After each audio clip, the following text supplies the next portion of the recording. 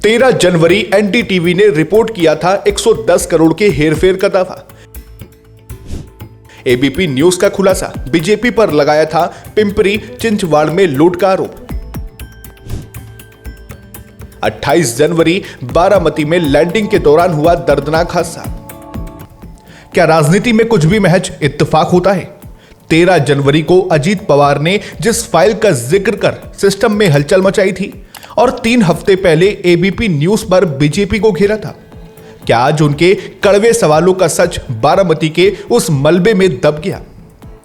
आसमान साफ था, विमान सुरक्षित माना जाता था, फिर भी ऐसा क्या हुआ कि महाराष्ट्र की राजनीति का एक बड़ा स्तंभ ढह गया? नमस्कार, मैं हूं अर्चित और आप देख रहे हैं दैनिक डिजिटल लाइव, ताजा खबरें निष्पक्षता के साथ। महाराष्ट्र की राजनीति के लिए आज का सूरज एक ऐसी खबर लेकर आया जिसने पूरे देश को स्तब्ध कर दिया। उप मुख्यमंत्री अजीत पवार अब हमारे बीच नहीं रहे।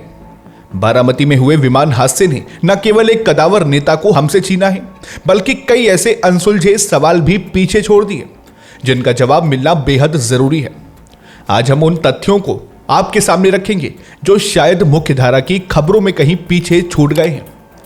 वीडियो थोड़ा विस्तृत होगा, लेकिन इस गंभीर मामले की तह तक जाने के लिए अगले कुछ मिनट मेरे साथ बने रहिए। अब जरा पीछे चलते हैं। 13 जनवरी 2026 की रात 9:05 पर एनडीटीवी पर सौरभ गुप्ता की एक रिपोर्ट प्रकाशित होती है। यह रिपोर्ट उस समय आई जब गठबंधन के भीतर भ्रष्टाचार के आरोपों को लेकर घमासान मचा था। अजीत पवार ने सार्वजनिक मंच से चौंकाने वाला दावा किया कि 1999 की एक सिंचाई परियोजना, जिसे पुरंदार लिफ्ट योजना के नाम से जाना जाता है, उसकी लागत में 110 करोड़ का कृत्रिम रूप से हेरफेर किया गया था।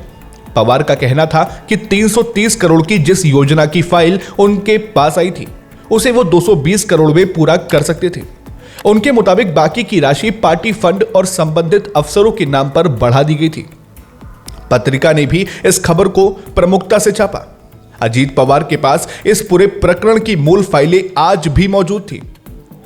गठबंधन में रहते हुए भी एक उप मुख्यमंत्री का अपनी सहयोगी पार्टी के खिलाफ भ्रष्टाचार के सबूत होने की बात कहना एक बड़े नीतिगत टकराव का संकेत दे रहा था। सिर्फ यही नहीं, आज से करीब 3 हफ्ते पहले एबीपी न्यूज ने भी एक बहुत बड़ी खबर चलाई थी।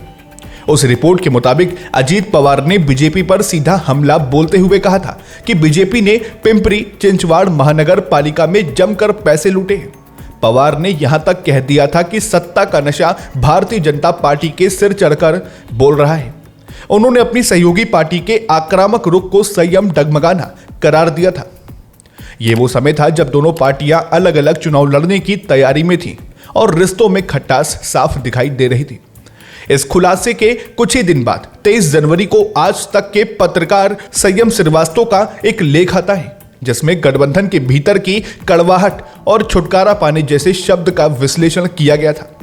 सवाल उठना स्वाभाविक है कि जिस नेता के पास पुराने राज उजागर करने वाली फाइलें थीं और जो सार्वजनिक रूप से बीजेपी की लूट का जिक्र कर रहा था, उनका अचानक एक सुरक्षित माने जाने वाले विमान का शिकार हो जाना क्या महज नियति का खेल है?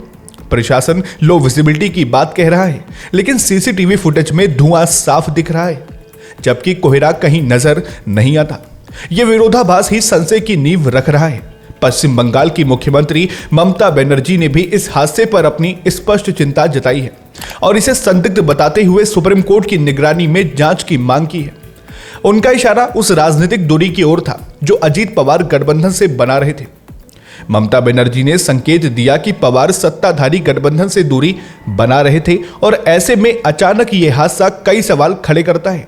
अखिलेश यादव और अन्य विपक्षी नेताओं का भी मानना है कि जब एक हाई प्रोफाइल विमान क्रैश होता है तो उसकी जांच केवल तकनीकी स्तर पर नहीं बल्कि प्रशासनिक मंशा के स्तर पर भी होनी चाहिए। अजीत पवार के निधन के बाद अब सबकी नजरें उनकी पार्टी के भविष्य पर हैं। क्या वो 110 करोड़ वाली फाइल अब कभी सामने आएगी या फिर महाराष्ट्र की राजनीति में अब क्षेत्रीय दलों की भूमिका पूरी तरह बदल जाएगी? क्या बीजेपी उन विधायकों को अपने पाले में कर लेगी या सुनेत्रा पवार विरासत संभालेंगी? हम केवल तथ्यों के आधार पर सवाल कर सकते हैं, क्योंकि लोकतंत्र में सवाल ही जवाबों की पहली सीढ़ी होती है। आपकी इस पर क्या राय है? कमेंट बॉक्स में हमारे साथ साझा करें और ऐसी ही बेबाक खबरों के लिए दैनिक डिजिटल लाइव को सब्सक्राइब करें। फिर मिलते हैं एक और नए अपडेट के साथ, तब तक के लिए नमस्कार, जय हिंद, जय भारत। क्या आप भी जानना चाहते हैं अपने आसपास की हर छोटी बड़ी खबर? क्या आप भी अपडेट रहना चाहते हैं देश विदेश के हर मुद्दे से? क्या आप भी पाना चाहते हैं खेल जगत की हर ताजा जानकारी? क्या आप भी राजनीति की हर हलचल पर नजर रखना चाहते हैं? और क्या आप जानना चाहते हैं कि आपका आज का राशिफल क्या कुछ कहता है?